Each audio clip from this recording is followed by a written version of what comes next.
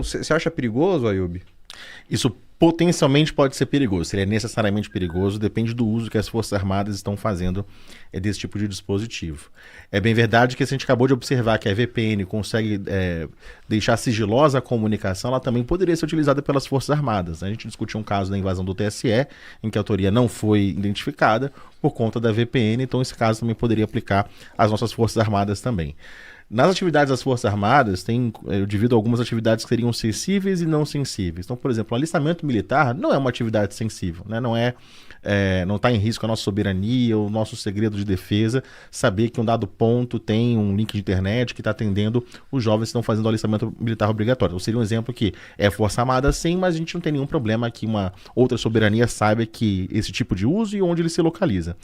Mas um case interessante que eu trago é desse tipo de embate de uma força armada que lida com muito conflito no exterior, que são os Estados Unidos. Por várias vezes, as Forças Armadas Americanas tiveram vazamento de bases secretas de operações, adivinha por conta do quê? De smartwatch. Dos militares estarem confinados, uma base secreta, um local secreto, vai fazer aquele Cooper matinal, vai marcar a biometria, quantos quilômetros ele correu, quando ele possa e supra a nuvem, aparece no meio do nada do deserto do Oriente Médio uma pessoa correndo, subindo e descendo, um americano, então acaba evidenciando isso, né?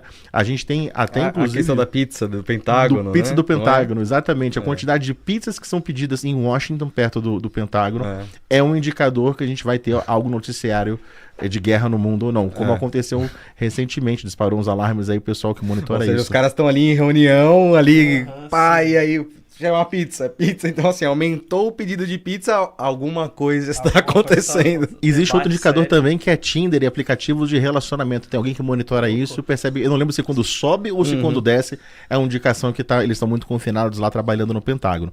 Então essas informações que parecem totalmente desconexas, mas elas permitem que uma outra soberania possa deduzir e nos prejudicar.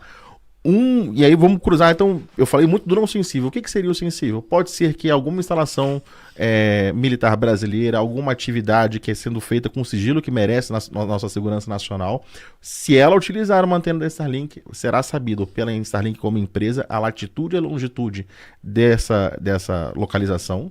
Então isso acaba denunciando onde está, parecido com a história do smartwatch nos militares americanos.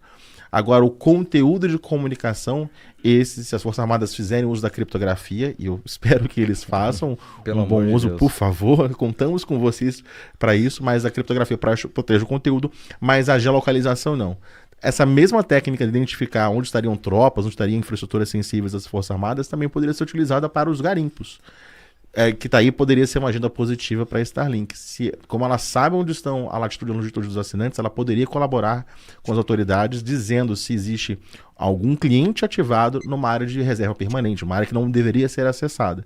Já houve esse tipo de comunicação entre a Starlink e as autoridades, e o que eu lembro disso, que eu acompanhei isso no noticiário, não é informação de bastidor, mas que a Starlink ela não faz uma análise criteriosa de quem é que está comprando o produto, né? Então tem pessoas que são laranjas que estão sendo utilizados seus dados pessoais para comprar antenas da Starlink que são utilizadas em garimpos. Então quando chega uma ordem judicial, a Starlink identifica quem era o assinante é uma pessoa que nunca foi para a Amazônia, nunca comprou o Starlink, é uma pessoa de origem humilde. Então existe um atrito entre as autoridades brasileiras e Starlink para que eles consigam identificar com mais clareza quem que é o assinante, ou talvez biometria, talvez pedindo fotos de documento, alguma coisa nesse sentido. A Starlink tem se recusado, dizendo que a legislação brasileira não a obriga a identificar com clareza quem é o assinante. Então, para a Starlink, se você está pagando em dia, ela não interrompe o serviço.